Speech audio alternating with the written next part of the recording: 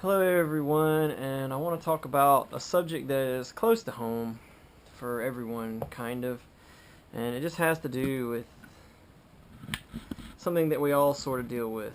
You know, you deal with it when you're in middle school, and then you go to high school, you deal with it there, although it takes a different shade, and then you can go off to college and you deal with it there. And it boils down to this: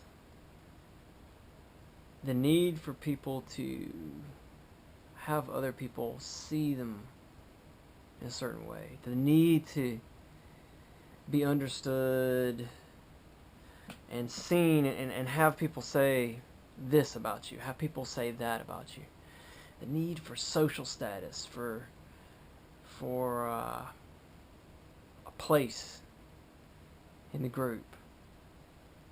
It motivates a lot of bad stuff, you know, the desire to have that.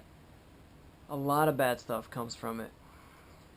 People, in extreme cases, will tell lies about other people so that, you know, I don't know, a million different reasons or a million different ways that can affect whose social status is what. You may tell lies about yourself. You may put an image out about yourself that's a lie. In other words, it's not that difficult to pretend to be someone that you're not really so that you can be more like other people. I'll give you an example.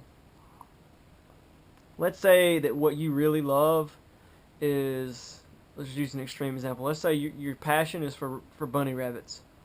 And you're 16 and you're a dude and you just really love bunny rabbits. And that's what you love. But everyone plays football or baseball or whatever thing at your school. That's what everyone's into.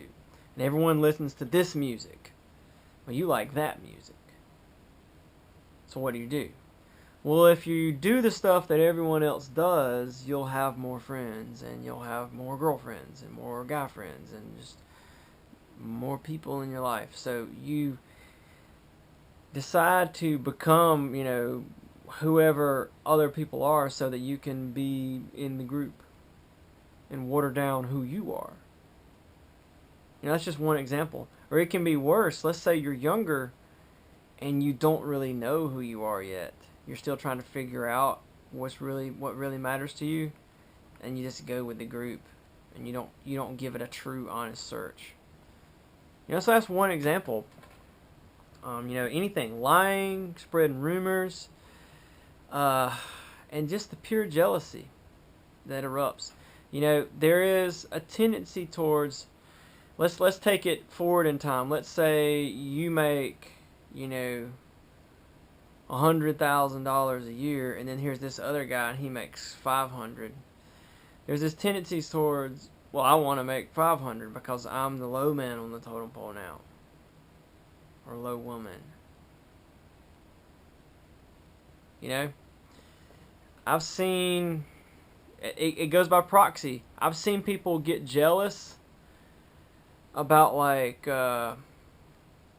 boyfriend competition. So like, here's this girl A, girl B, and girl C, and boyfriend A and boyfriend B are seeing who can do like the most push-ups, and then girlfriend of boyfriend C, her boyfriend can't he's really kind of out of shape, and she got really upset and you know, would like make fun of the other people, you know, make just completely just want to insult everyone and say this is dumb and this whole thing is just silly. You know, so I mean that's just one example. The concern about what people think about you, it's such a powerful force that I don't have the right status within the group. And I want to take a second and think about, you know, what's really behind that? What's motivating that? What's going on there? Why do we care? What difference does it make what is the point of all of that? And why do people get so upset about it? Say, I don't care what people think. I don't care what people think. What is it that's so powerful and motivating there? And so I want to take a second and just, now that we've kind of introduced the topic, just rewind just a little bit back to the Garden of Eden. Garden of Eden, Adam and Eve, the serpent, the fruit on the tree of knowledge, the whole thing. So God creates the garden, he plants the garden. It says he planted the garden in Eden. It's not the whole, Eden is not the garden, it's in Eden. It's in a region of Eden. And he put the man that he made in the garden. And it was not good that the man should be alone. But the man discovered this in an interesting way, right? God comes to the man in Genesis 2 and says, I want you to name all the animals. Now let's slow down and think about that. When you name a thing, you have to take into account the unique properties of that thing. So naming a thing is ultimately a question of classification and identification, and being able to recognize the unique properties of this thing and that thing, or this animal and that animal. I think it's called phylogeny inside of the larger field of biology. But that's actually really important. If you know everything there is to know about on all the properties of this animal, then you really know something about it. You really know something. So what Adam was doing was gaining knowledge. He was doing research. He was doing recording. He probably took some time.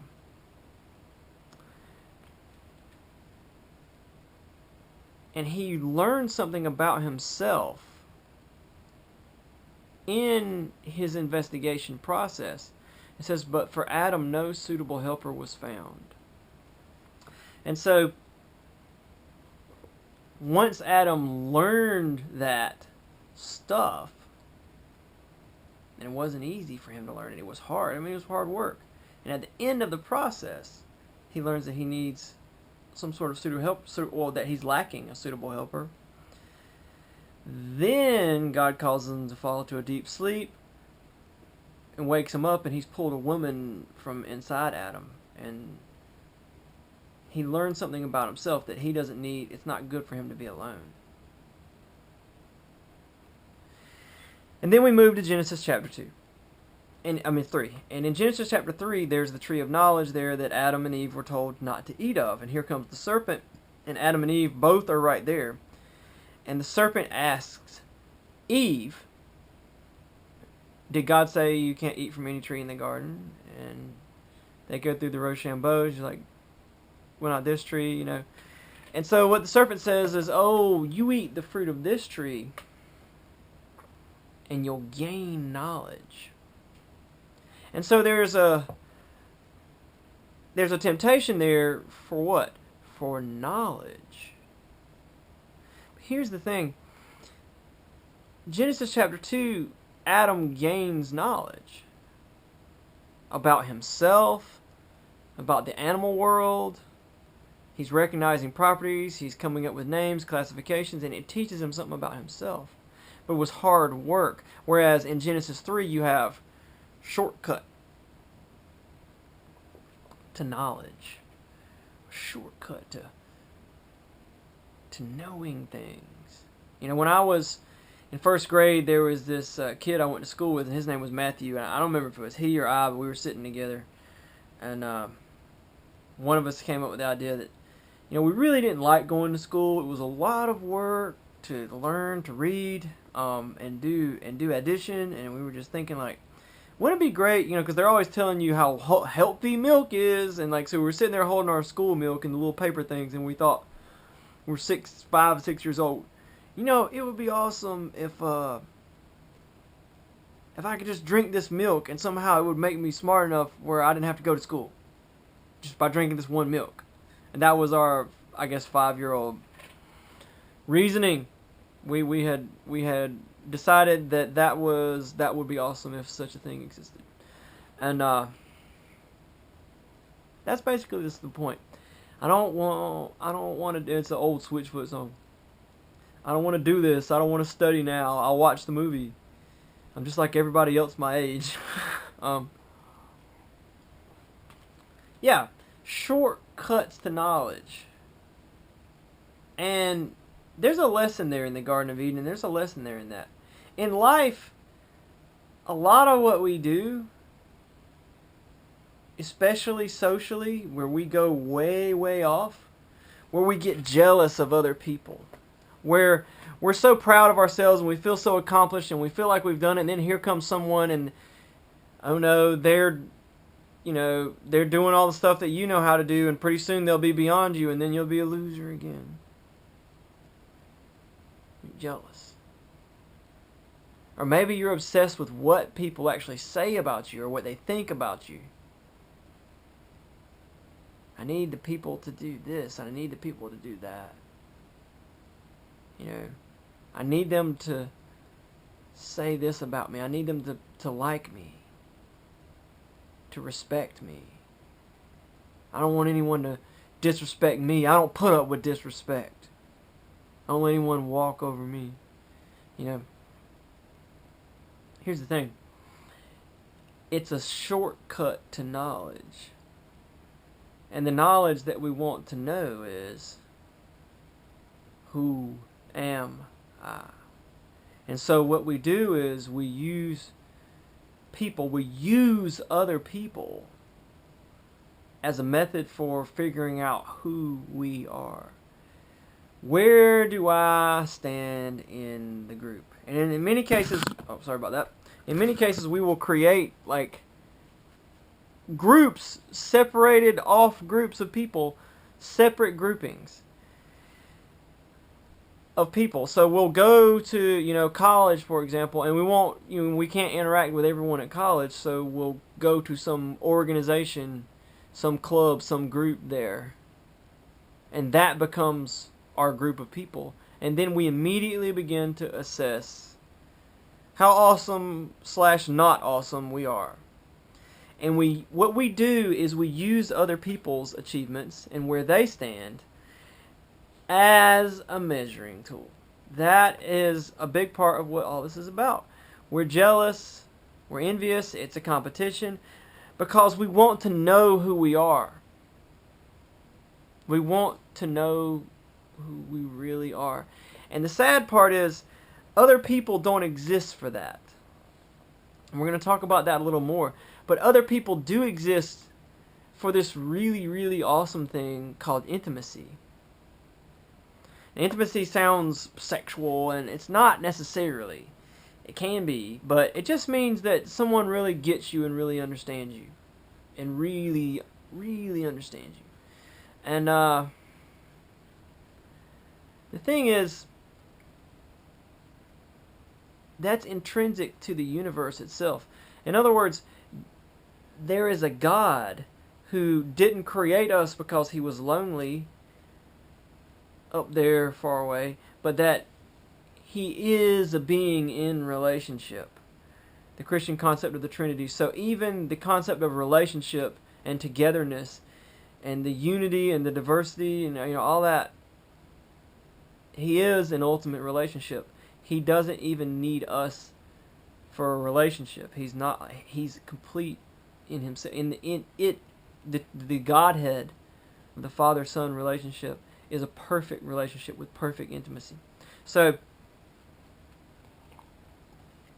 because God is the source of all reality and is goodness itself, then it's good to have real, true relationships between people.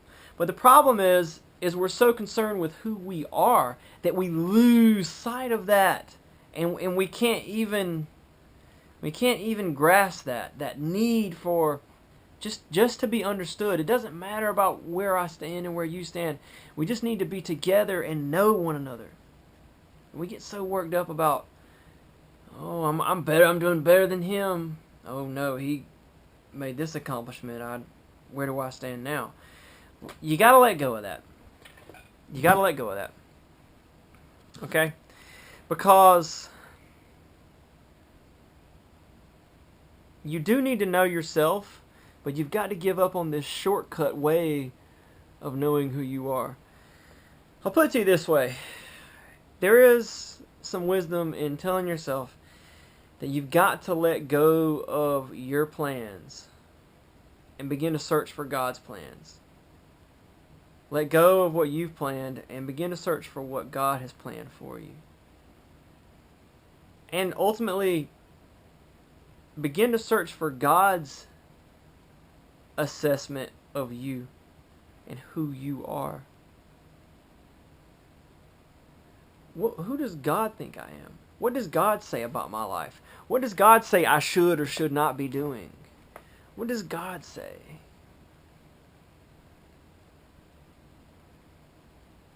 Because ultimately, isn't that all that really matters? What difference does it make? You know, think about it. Let's say that next year, all of the football teams are just really bad. They're just terrible at football. They just can't make catches, passes, touchdowns. One of them will win the Super Bowl. But it's not the same Super Bowl as it was in some year with all these incredible teams, was it? So in other words, the group is a fluid thing. People's accomplishments, people's failures, who's in the group as you get older, if you're 35 like me, you've seen social groups come and go, because people come and go for different reasons. And you begin to realize that, this is not a good method for determining who I am. And for me, I was kind of picked up and moved around from social group to social group a lot when I was younger. Coming from a split family, and then the split families were in many ways were split in some cases, and then certain friends at school, certain friends outside of school, this thing here, that thing there. And you just begin to see I can jump from one group of people into another group of people, and then who am I? I don't exist anymore. Because I have my social status is completely different or non-existent, and all that I had as far as my social status in this group has vanished because the group has changed. And you begin to realize I'm still me. I'm still the same person. I'm just inside of a different group. So you begin to think, I don't think other people are the best way for determining who I am. What's constant about it? What stays constant in all of that? And what's the truth about who I am? And so, in other words, pursue the truth about who you are. And ultimately, what I would say to you is that's about pursuing God and what God thinks of you and what God's plan is for your life and what His purpose is for you. Because that's the only thing that's really constant. And just let it go. Let it go. Let go of your need to be better than so-and-so or to compare yourself to so-and-so, because that's meaningless. That's going to change up and down. What does it mean, really? Okay? That's a shortcut to knowledge. That's what's right in front of you right now. And you can look at who's around you right now, and this guy's good at that, and that guy's bad at that, and blah, blah, blah. And here I am. This is where I stand. And that's eating the fruit. What you need to do is take your time, notice differences, analyze, search for the truth, and you'll begin to learn things about yourself the way Adam did. Adam, when he started naming all those animals and began studying the animals, he learned something about himself and about what he was missing and about who he really is and what his life is really about. That he needed a suitable helper. And so that's the point. So many problems in life stem from shortcuts to knowledge. Just taking shortcuts to knowledge. That's really what racism's about. It's a shortcut to knowledge about who people are and what people are really like. It's a quick way out to just make quick assumptions. Prejudice, prejudged. I judge you before I really knew you. It's just a shortcut. Or you could take an example of a terrible personality disorder, narcissism. You take a narcissist, they have an inflated sense of the self, but they have to have other people. If you were to take a narcissist and just, they're sitting here and just being a pain in the butt to all these people and put them in a catapult and shoot them through the air, and they're just flying through the air for like 10 days, they go crazy. Because the problem with narcissism is that they can't they can't come to conclusion. They have really struggle with knowing who they are, and so they need other people to tell them who they are. And so then that becomes all other people are to them. It's just someone to reflect back who they are. So like a narcissist will go help someone in need because that makes the narcissist feel like I'm a helpful person. You see. And so, but the problem is the person that they're helping, they're not really helping them because that person needs anything, and so they lose sight of other people just existing and needing things and being important in and of themselves. And so then they get super like upset when someone possesses something or has something going on in their life that's not about the narcissist, because the narcissist struggles on a deep personality level. It's not intentional necessarily. If it's a personality disorder, you can have narcissistic behavior. You can even have a narcissistic view on the world. That's intentional. But if someone has a personality disorder, then that's just how they are, like it's how they deal with everything in life. It's pretty deeply ingrained. And they struggle with the idea that other people own things, and possess things. So, I mean, that's kind of the point, is we compare ourselves to other people because we ultimately want to know who we are.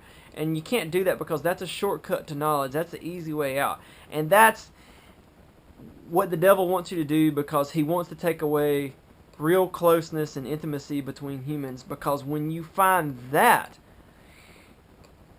you're going to find something deeper about God.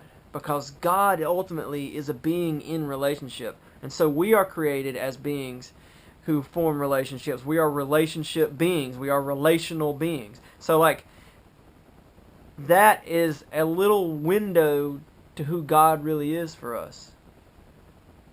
It's a good thing to know one another and to spend time with people. But like,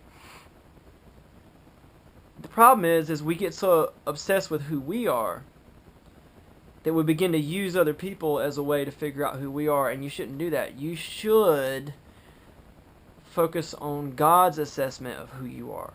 Who does God say that I am? How does God judge my life? How does God measure me? And do it honestly, because there's a way in which you can just, go crazy and just say that, God says that I'm perfect and I'm never wrong. I mean, honestly, that's a huge shortcut to knowledge when you just start making up stuff on the fly, when you're not grounded in reality at all. But what I'm saying is, there is a tendency, and we all have seen it all the time, to use other people as a shortcut to knowledge that's a little bit grounded in reality, but it's not really real, because your social group is transient. It moves and it changes. And I've seen people sacrifice major things in their lives because of a social group that they're in right now, and they want to maintain that status in that social group. And then the group itself, over the course of years, diffuses for different reasons. This person comes, this person goes, and then years later they're like, where am I? That social status that I was so important, that I gave up so many important things for, is gone. It's gone. Because that's normal. That's going to happen. You're just going to get older. And so that's my point. Do what Adam did and study and search for the truth, and you'll find out who you really are. You know, Socrates says the unexamined life is not worth living, and I think that the book of Genesis was making a very similar point, but in a more drawn out way. I hope this video makes sense. I hope it's helpful. Thank you for your time.